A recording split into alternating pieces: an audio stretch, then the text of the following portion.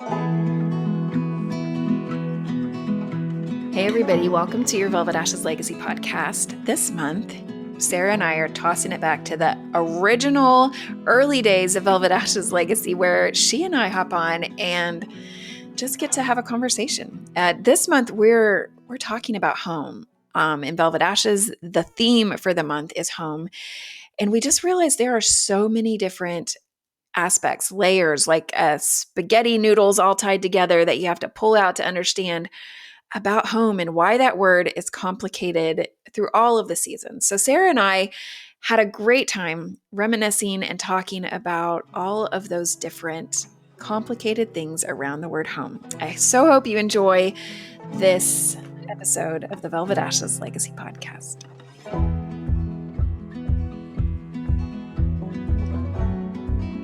Sarah, this is going to be a fun one today. I know, this feels like old times, Denise. It does. The OG days of the podcast. OG Velvet Ashes Legacy podcast. Sarah and Denise. The Sarah and Denise show. No. Right. Not really. No, not at all. Nobody wants to hear that. But, no. But what we're excited about, so the theme at Velvet Ashes for the month of June is home. And as we thought about this podcast and our vision for the Legacy podcast, just of like inspiring stories that challenge you to want to continue to go and to move on and to do what God's asked you to do. We just felt like maybe the best thing we can do is actually just have a conversation about home, because that's just a complicated word. I don't know. It is for me. Is it for you? It is. And I think it can be for all of us who have loved more than one place. And like, as I was thinking about home, honestly, a lot of it is about belonging, right? Like that you have some kind of connection, you feel like you belong somewhere.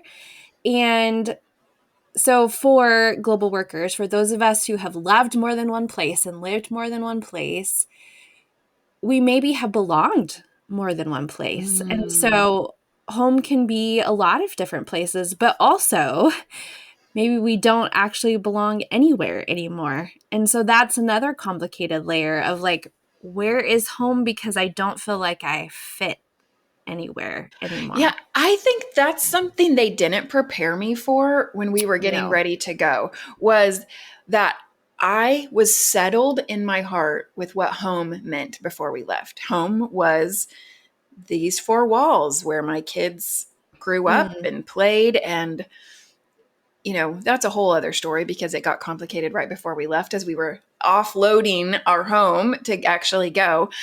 But then when you get to the field and you realize, oh, this is my home for us is now not a place, or it's not a country, or it's not. And then whenever, you and I both have then spent service time on the field and we are back home, right? We are back in our passport country now. And the realization, I remember when it hit me and I was like, home will never be a place. For me, it's like, I totally understand why we long for heaven. Like, I feel like I can't hang the sign of home on any country or city or anything because it doesn't collect all the pieces where my heart is anymore. My heart feels at home in so many different places in the world that will never be in one room. And so the only place I can maybe think to hang that would be in heaven, where all those places are going to be collected together again. And so that was not something that was in our pre-field training of like, get ready to have the word home shattered for you. No. And honestly, for me, it was not something that I really wrestled with until I returned to my passport country, because I felt like, okay, I'm going back to a place where I grew up, where before going to the field, I had really deep roots here. And now I look like I should belong. I look like I should fit in here. And yet I am so marked by my time on the field. And so I can kind of belong in certain ways, but not in others. And so it feels like in some ways that's part of the sacrifice of global work, is this like, we will never fully fit in or belong in like you were saying, the way that heaven really holds that promise for us. Mm-hmm. And so, yeah, it was not something that I was prepared for at all.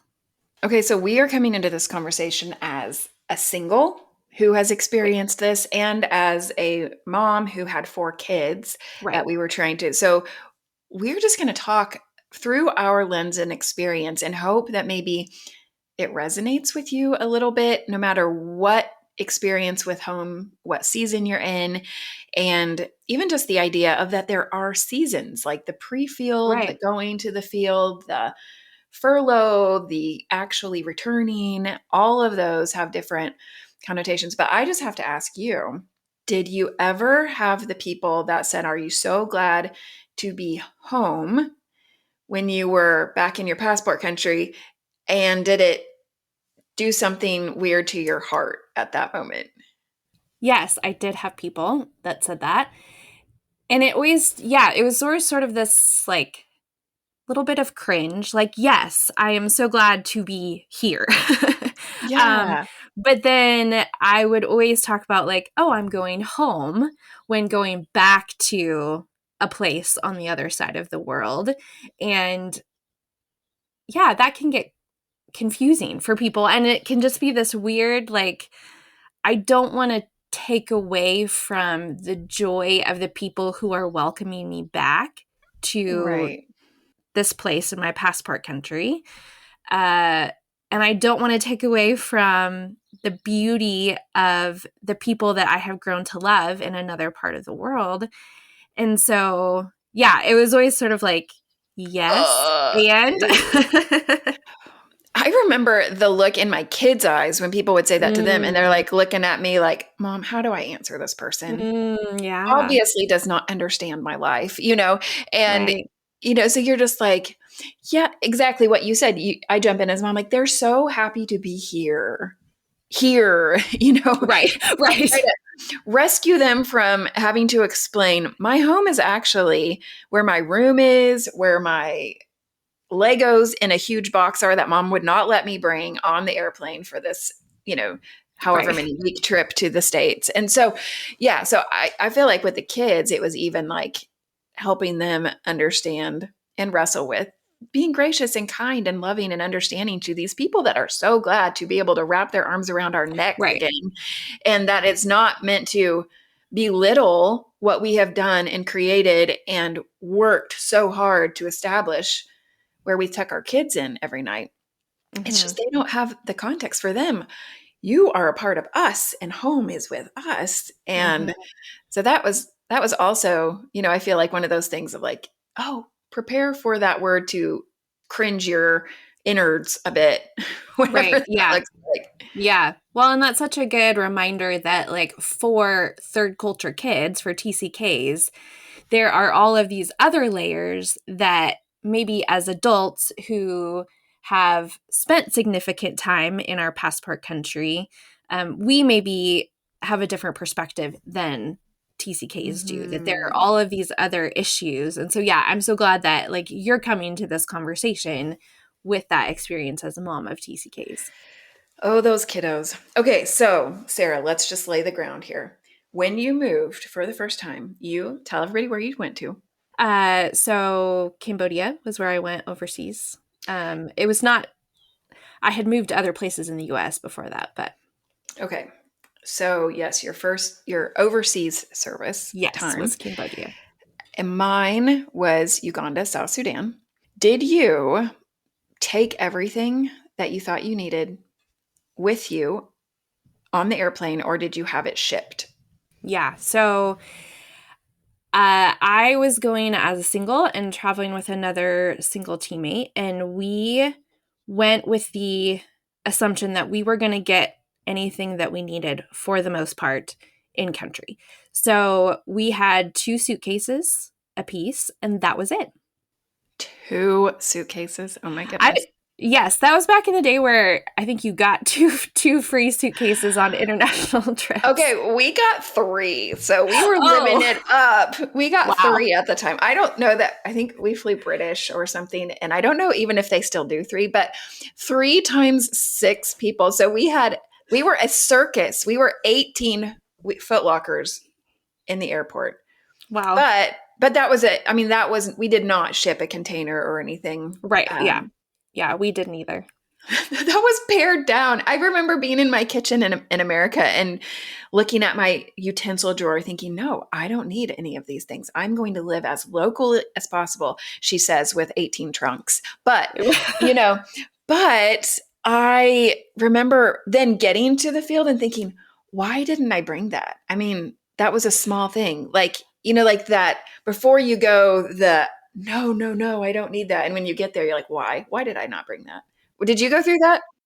Yes, and it was a lot of just little things. And then, in subsequent trips back to the US or wherever, like in packages that family sent, yeah, it was like the little kitchen things that were not absolutely necessary, but were nice to have, like a garlic press or, like those little Exactly. those little things that just made life a little bit easier. And yeah, I mean, I think a lot of what I packed was, okay, I know that I am going to be a lot taller than a lot of the local Oh, people, and so I'm going to make sure that I have clothes and you're not going to be you able know, to market shop as right. much. Yeah, not as Okay, much. okay. And so I did not necessarily think about, yeah, like what are the kitchen things or the house things. And I we were told, my teammate and I were told, like,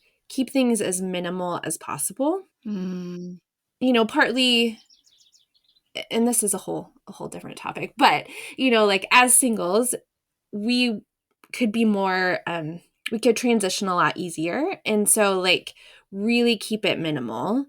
And that was something that kept being repeated, even as we settled mm. and in the different houses that we moved into. They wanted to slingshot you around, so don't have a lot of stuff with you. Right. Yeah. Yeah. Yeah. Okay, well, we will get into that complicated Yeah. idea later also. But another question was, did you pick the place you were moving into, or was it chosen for you when you got there? It was basically chosen for us. So we knew that, as two single women, we were going to be living together. And so, which I actually appreciated that someone had kind of done some groundwork and like looked at some different apartments and thought through the area. Uh, and we looked at it and it was like, okay, we each get our own bedroom. That's kind of a perk, and like, yep, it's great. It's fine. It was fully furnished. And so, we didn't choose any of our furniture or any of the colors or really anything about it. And then, yeah, just moved in. Moved in. I think that's really helpful. I can't imagine arriving to a country that you're not familiar with no help, with Right. nobody on the ground who's telling you, at least look in this area. If not, here Mhm. is the place we have arranged for you. Um, okay, ours is a little bit like that. Our unrealistic expectations were we are going to camp out in Uganda for 3 months, and that's we'll have a house built in South Sudan by then. I mean, Mm. I say that now, and you guys that are listening are like rolling your eyes. You're like, what? You have to make your own bricks in South Sudan. So Right. I'm not sure what we were thinking, but the team that was allowing us to squat with them while we built picked this place out there were three families, three of us together. And they're like, well, just live all here together in the same house at Oh, the same wow. time for 3 months. Oh, it doesn't have a kitchen, by the way. And so it was when I think about the worst home scenario that we've ever lived in. If my teammates are listening to this, they are laughing because there was zero privacy. There was thin walls. So if you were having a hard time, Yeah. everybody knew it. If you were throwing up, everybody knew it because you could hear it. And when we had to dry our clothes, there was no privacy for the unmentionables that you may Right. be wanting to try. So we just had to learn, oh, those are his, and oh, that's hers. And, it's just like you tried to be as modest with that stuff as possible, but Sure, it was yeah. just like not, it was a wonder. Oh my gosh, it was miserable. But that was our, home. That was our first welcome to the Yeah. field. How long were you guys all together there? We were only there a month, I think, Okay. because we realized well into the first 5 minutes we were there that this was not going to be the scenario that would be healthy for us. So we Right. we did end up each kind of farming out to different places while Okay. we stayed a Yep. little bit longer. But our furniture was not furnished. So do you know what I mean when I say Foot Locker? I do, yeah. You do? Okay. We were just recently looking for one and I don't even know if they make them anymore, but that was what we traveled with. And those became our couch, our coffee table, our Mm. platform for our bed, this was we had 18 of them, Sarah. Right. So Yes, this that's was true. our furniture for our home for the first while we were building a house in South Sudan. So yes, so that was our welcome to the field Yeah. type of house. How did your kids do with that? Mm, we tried to make it the biggest adventure possible. So I Yeah. have these hysterical videos of our boys filming wildlife documentaries in the place. Like it was called, literally, the place we were staying was called Botanical Gardens, but please do not let that name fool you as to the magic of where we were staying. But Right. they were outside filming these, nature documentaries, and it was just really exciting. So I was trying to just make it as much home as possible. So honestly, I don't know if you all felt this way, but the time leading up to going to the field was so structured, regimented, and all of these things to get done. And then when we got there, it felt suffocatingly non-structured. Like we didn't know Mm. what to do. We didn't have a daily rhythm. We didn't have a weekly rhythm. And so I realized pretty quickly, to make my kids feel at home here, we have to establish some sort of structure. So we began with Fridays our pizza night. That's what we did in the States. And we were going to watch a movie and trying to those different things that we could Yeah. ground and start looking forward to. And so I realized as long as we made it an adventure and we kept some type of a home like rhythm, they were Mhm. actually okay. And we tried to keep our crazy, what did we just do, to ourselves a little bit so that our kids Mm. thought this was all part of the plan. Mom and dad Yeah. have not lost it. This is what it's like. But Sarah, what to you, as you went and set up, what made it feel like home to you? Or did you Mhm. get to the place where it felt like home? And I think I'm more talking about, what did you do inside the walls of where you lived to make Mhm. it feel like home? Yeah. It was little things, honestly. So the bedroom in our apartment where I was staying was pretty tiny, and it had a window that went to the stairway of this apartment building. So it was a internal window, but it meant that as people were coming up the stairs, I could hear them, and if the light was on, it was shining into my room. And so one of the first things I remember doing in kind of as a language practice thing also was going to the market and getting scarves, because I didn't know how to figure out curtains and whatever. But Right. What just even is getting the word?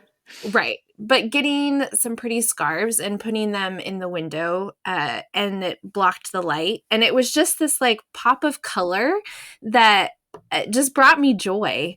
And so, yeah. And then, having some pictures of my family that I just, taped up on the walls. I didn't even have frames for them. And then another thing that my teammate and I did fairly early on was get, rattan bookcase, and so it wasn't big, A but it was bookcase. oh, this is ours. This is not something that came with the apartment. This is ours. And just putting we didn't have very many books, but trying to keep suitcase space for other things, but just putting our few little books on there, or like putting our Bible on there, so that as we had quiet time, that was kind of just right there. And those little things made such a big difference. Oh, books. I think that if you like, as I have talked to global workers across the world, there is this thing about books, right? Because Mhm. they're in your first language a lot of Right. times, and they feel like a piece of home. Um, so you say bookcases. When we finally, so we settled in a home in Uganda when we realized it was going to take us a minute to build a house in South Sudan. And I remember wanting a bookcase. And so I had just watched You've Got Mail. Have you seen? Please tell me dates you've you seen. dates you a little bit, but and dates the experience. It does date me. I'm ancient, but You've Got Mail. In it, they've got this bookstore, and there were these like curved edged bookshelves, and we were in a place where you take pictures of what you want to Mm, a guy on the side of the road, and he makes yeah. you that, and so I had these like curved bookshelves made to line the wall, and it was Wow. so fun. It just like felt like home to just like put all of my kids homeschool books and Yeah. books we were able to bring with us. And to me, like walking in and seeing that just was like, oh, okay, Mm, a piece of these books we've had for a long time. They were, right. I remember reading them in different places, and the story Yeah.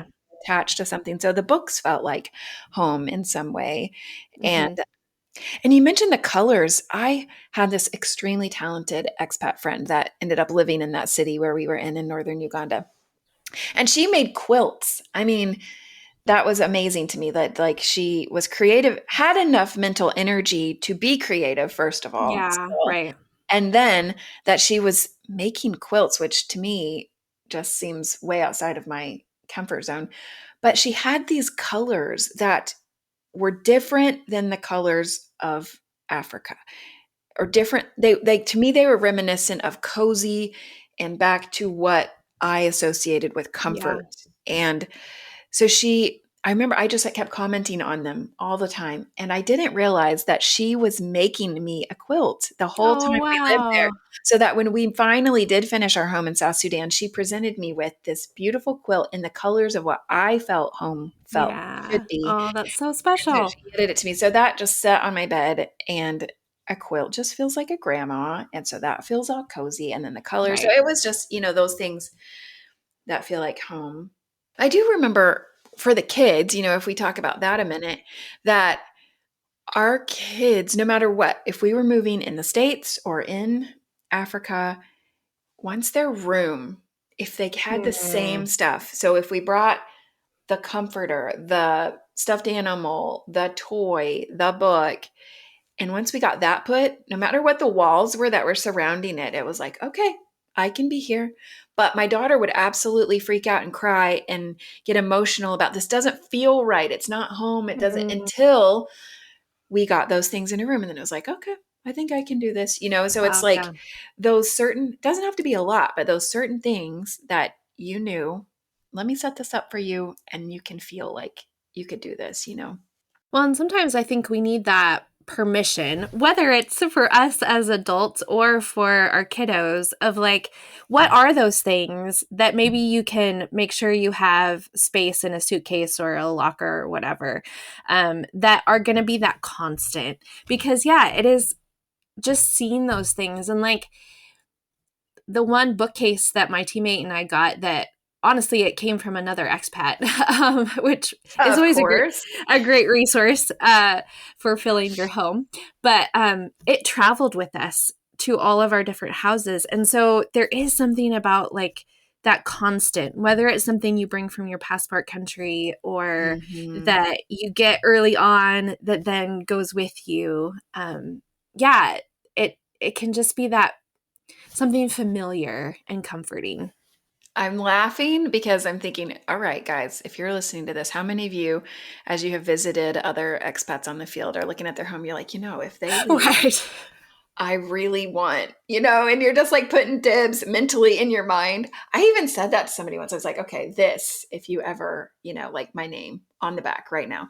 But yes, we did. And then you have a piece of the people with you in your Right. home, Yes. right? Well, and it can be such a blessing, like not only, I mean, we received some of those things or purchased them or whatever, from other expats as they left or moved or, um, but then also when my teammate and I got ready to leave, like we were able to bless so many people with the things that we knew that we couldn't bring back to the States. Cause again, like we didn't ship anything. We just had our suitcases.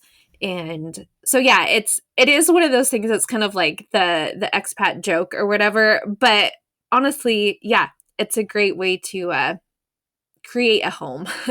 It's so true. And I can't say that without saying the IKEA stuff that just gets passed around. It is Yeah, like, I feel like the expat living room is the IKEA cups, the IKEA plates, the IKEA that's very chair, true. like, yeah, Right. easy to pack. Um, okay, did you ever have any conflict or tension about how you made your home? Or I don't know, because there's different ideas when you have different Hmm. people on a team about what you Hmm. value, what you almost spiritualize about what is okay and what's not okay. Hmm. Yeah. Yeah, I kind of mentioned this, but my teammate and I had pretty I don't know, not strict, but just like a strong encouragement to keep things as minimal as possible. And so I remember early on, my teammate, as language practice, but also because she wanted to make things beautiful, she loved beauty, and that was just like super important to her. She went to the market and she got these pillow covers. So we had these pillows anyway, honestly, Hmm. on our little wooden couch slash bench. And so she just picked out colors that she loved. And it was, again, just like a little small thing. And when we had leadership come and visit next, they were like, oh, I see these pillow covers. Like, remember, you shouldn't be Oh um, my goodness. investing in, like too much.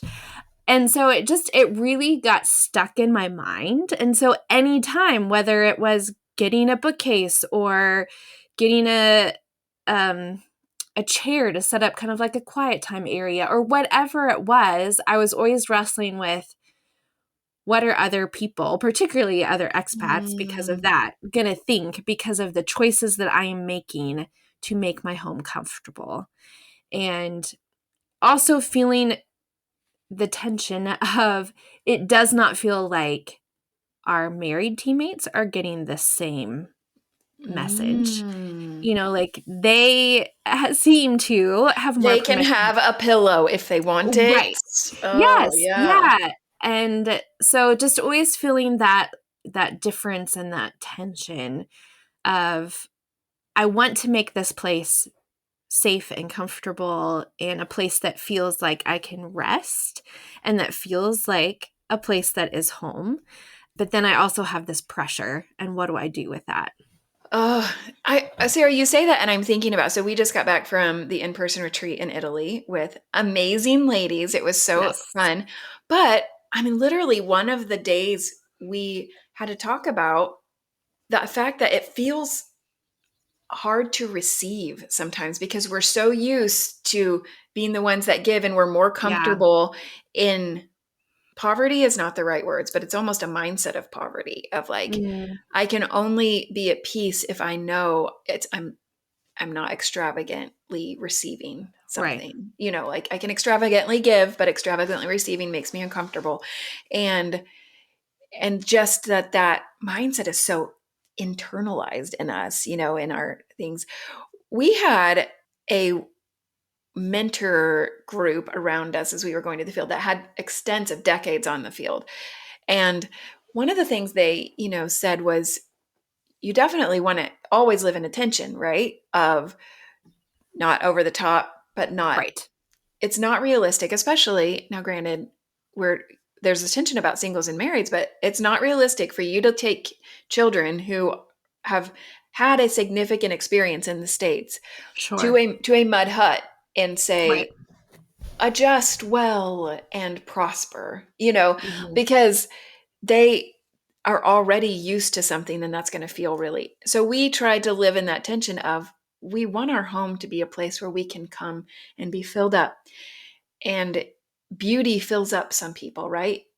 And song and word and books and things are just different ways you feel filled up. So what does that look like to fill up in your home, Right. So that was kind of our mindset of, we don't want to separate ourselves so far out of context that our national friends feel uncomfortable coming into our home. But we also want it to feel comfortable for us. So there's this tightrope we kind of had to walk. But even where we landed with our teammates who lived 50 yards from us, and I have no sense of direction, that could be totally off. But even they had a different value, and they brought younger kids than ours to the field. And so, like, the fact that we had a TV, they chose not to. And, for Mm, a while, there was a little bit of a tension as like, is that a judgment on our parenting that we will have a movie night with our kids? Or is that like, are you taking this stance as a judgment against us? Are right. we judging you by choosing to do things you don't agree to? So there is this little bit of a tension. We talked about it as a team, and That's so we good. tried to not make it an issue. But I mean, guys, if you are growing up with a family, raising a family, no matter what country you're in, you are silently judging people and how they're choosing to raise their kids, or do, no matter what culture. And I mean, you have to fight against that no matter Right. what. But I felt like it was amplified because it was spiritualized about, what are you communicating to those people that you're trying to spread the gospel to by your choice of level of living? Yeah. Yeah. Well, it gets complicated because, like you were saying, we do want to have a home that is welcoming for, like, if we want to have the people that we are living among come into our home, then it needs to be a place that they feel comfortable. But yeah, then you can add in like what other expats think and what leadership thinks and all of that. But then, like, there is a sense of like, yes, there's sacrifice. Like, I would have loved to have carpet, but that's just not possible, Right, in right. Asia. And so I grew to love tile floor and sacrifice carpet or whatever. But there is always going to be sacrifice, and we may be living in a way that is different than what we were used to in our passport country. Mhm. But are we supposed to give up every amount of comfort or safety or security, like, and just wrestling with that? What does that look Right, like? right, right.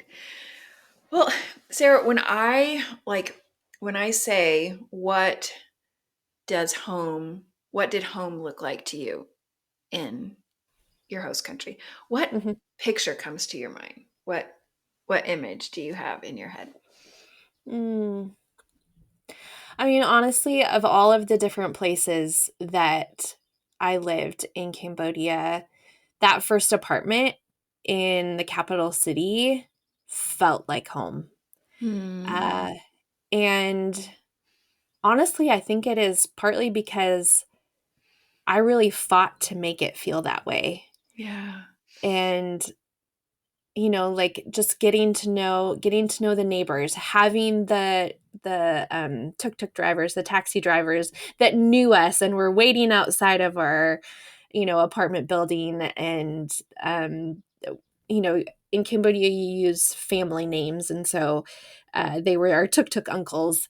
And just the familiar streets and the market that we knew, and having friends that welcomed us in and that came into our home and felt like it could be a place of really good conversation and conversation about Jesus and growing together in Jesus. And so, like, it's that apartment, but it's what that apartment held that Yeah. I think really feels like home to me. Oh, I think you're so right. I think it goes back to even what you said at the beginning of it's like a belonging somewhere, Mhm. you know, Right. and feeling that way. I was whenever I was thinking through that question for myself, I was so surprised because what initially came to my mind is my family crammed in the Prado that we had, the Mm. car. And I was like, why does that feel like home? Because honestly, this thing, we hated it. You sat in it and dust flew up. It smell, like from because it had no AC, so we had to always drive with the windows down. So the red African dust is just Sure. ingrained into the thing. And I had 4 kids all lined up in the back seat at the time. They all fit. And my husband and I, and I'm just like, why does that come to my mind? And I think of like I had to make home wherever we all were together. And in Mhm. that, for some reason in my mind, we were all close. We were all scrunched together. We laughed so many times at the configurations the kids would get into to be comfortable, to sit in the back seat. And I don't know, but there's so many lovely moments of feeling like we had belonging, but a lot of it wasn't necessarily in the little town where we served. Mm. It was, we were in that Prado going to the quote unquote aunts and uncles, which were other teams that we were connected to Mhm. for Thanksgiving or for team meetings, where people got together and you got to just share your ministry wins and successes and failures and be encouraged. And home became this weird transient place sometimes. So I don't know. That I probably need to sit and process. Why did home feel like the nasty Prado with no AC sometimes? But Well, I mean, it's kind of like we said, like home is more than just a place. Like it's a feeling in yeah, some ways.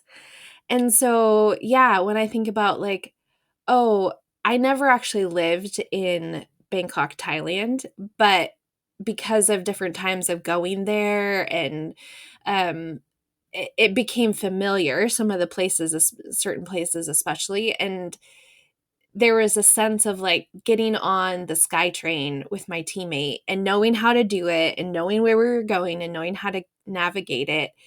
Like that moment felt like home.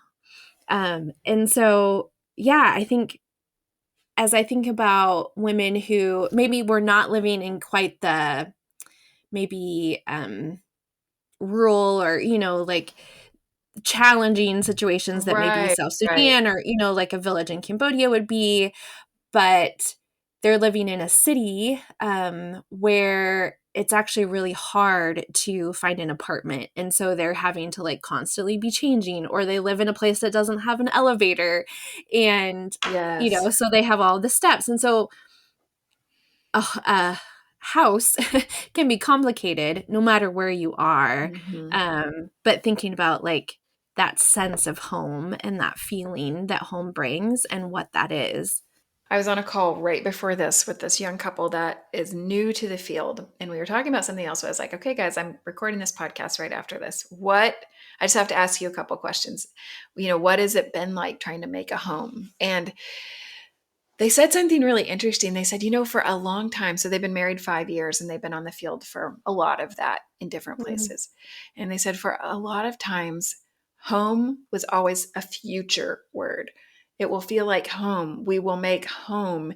And we never allowed home to be a present word. And so that's they good. said, when we moved here, which they've been there for just a couple months, we decided we want to make home a present word in this place, which means we're going to hang stuff on the walls. We don't know how long we'll be here, but we're going to hang stuff on the walls. We're going to put a rug in the guest room. We're going to do, like the things that can make home be a present word instead of a future word.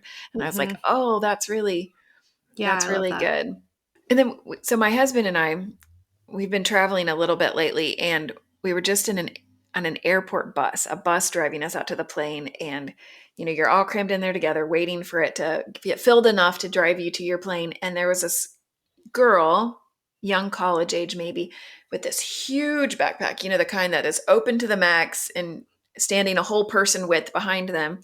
And her dad was like, "What in the world do you have in there?" And she like listed off, she goes, and she said something about her Bible. And I remember thinking, we are not in a place where that would maybe be a normal thing. And she's like, "My Bible's huge, Dad." And he goes, "Why did you bring that?" She goes, "Dad, I never go anywhere without that." And it got me thinking of like, what are those home elements, that we take with us anywhere? And, like how many of us that would be? If I have my Bible with me, I could Mhm. probably feel at home anywhere. Mhm. So maybe that's Yeah. a little bit why my Prado story, it's like, Yeah. who are these? If I have these 5 human beings Right. connected with at some point, it'd be like that. But I don't know. I feel like we need to talk a little bit about what does it look like when that time comes, when you have gone through the motions of arriving at the field and thinking, how in the world could I ever make this place feel like home? I think about Philippa and her story that maybe it was a 2021 retreat we did a testimony with, and she talks about opening the door and the cockroaches all scurrying and how can I ever live here? And then Right. you somehow make that your home. And then the time comes when you're walking backwards out that door, taking that last look and being like, how can I ever leave this place? I don't know. Maybe Mhm. you're like, good riddance. This was Right. terrible. I'm ready for not to be around poisonous snakes. That's what I was excited about. But, and then you're turning around and you're facing what was once familiar that does not feel like home anymore. Mm. What was that like for you transitioning back to the States? Yeah, it was tough. I mean, just on a practical level, I didn't have like an actual, like I didn't own a home before I went to the Mm, field. And so I was living with my parents for, man, 6 months at least before I had an apartment of my own. And mhm, so, like, I went from, sharing a house with a teammate to being back in my childhood home. And so that had its own level of, being complicated and just not having space in the way that I was used to. But yeah, I think one of the things that was really hard for me in coming back was I came back to where I had grown up. And so, it was my home church. It was the stores that I mostly knew, but then also mm, like places have changed and people have changed and I have changed. And so, what does it look like to re enter this place, to come into this place? And I struggled with all of the places that I lived in Cambodia a lot, but also it had so formed me and so marked me. And so, like, I also had to wrestle with, like, oh, what if I don't actually miss things about life in Cambodia? Does mm. that make me a bad person? And Yeah. yeah, so I just expected it to be a lot more smooth than it was. I just Mhm. thought, okay, I know how to do life here. And I was having to ask my sister, like, when people say these things, what does this mean? Because I don't know these phrases. Yeah. And I thought I knew where to get groceries, and now the store has totally changed from when I knew it. Like just all of those little things, finding rhythms again. Well, and Sarah, I feel like we have to even mention like people's views in church and religion and politics Mhm. have changed so much, at least in America. Right. I would love to hear from you if that's not the case, in your passport country. But like coming home felt like I fit with these people before, but I have been so changed by the Right. experiences that I have had in a global worldview that I now have, that I can't almost stomach sitting at a table with you and having you make assumptions that I feel the same way that you do, Hmm. because I don't anymore. And Right. I love Jesus so much, and I don't feel the same way that you do anymore. And so Hmm. how am I supposed to feel at home here, not just four walls, but with these people, with this church, with this thing? I think that several people, we have to wrestle on more than one level with transitioning back to home now. Hmm. Yeah. Well, it's that idea of like, where do I belong now? Yeah. if my opinions have changed or my thoughts of this have changed, or I had this role that gave me a voice, in these certain settings in my church or whatever. And now because my role is different, I don't have that voice anymore. And so, yeah, I mean, reentry is a whole thing. But I think one of the things that I was not prepared for was in coming back, you essentially have to do what you do going to the field of like finding new rhythms, finding the things that are comforting. Like I had a coffee mug that I used so much in Cambodia that I did bring back with me. And so I was like, oh, this feels familiar and comforting from this time in my life. And, just like it takes a minute to get familiar with like, oh, this is the path that I walk to the market. And so you have to do that again, even if, yeah, you're coming back to, maybe you're coming back to a place you lived and maybe you're coming back to a totally different place, but like you have to go through the steps of putting down roots again. And at least I did not have the expectation that I would have to do that, in coming back. I also remember that mentor couple that I was mentioning earlier that had decades on the field. I remember him saying, he goes, when we lived in Africa, she decorated our home like America. And when we moved back to America, now she decorates our home like Africa. It's just like the constant tension of, right. We're never quite at home anymore. Right. But Sarah, you've already heard me say this. We have a community chat. We do a live call with ladies all over the world once a month in our Velvet Ashes membership site. And so we were talking about, well, real life. That was our theme for this month. But there's a story that I was reading in the Gospels over Easter about Jesus and Peter and how he was talking to Peter about the fact that he's going to betray them, that everybody's going to scatter. And Peter's arguing with him. And he's like, no, it's really going to happen. But after it's all done, meet me in Galilee. And then when Jesus is at the tomb and the ladies are there, the angel says to them, go get Peter and everybody else and tell them to meet me in Galilee. It's like this continual thing of all of this crazy stuff that's going to happen. I am your home. I will still be there no matter what happens, no matter how you may fail or waver or whatever.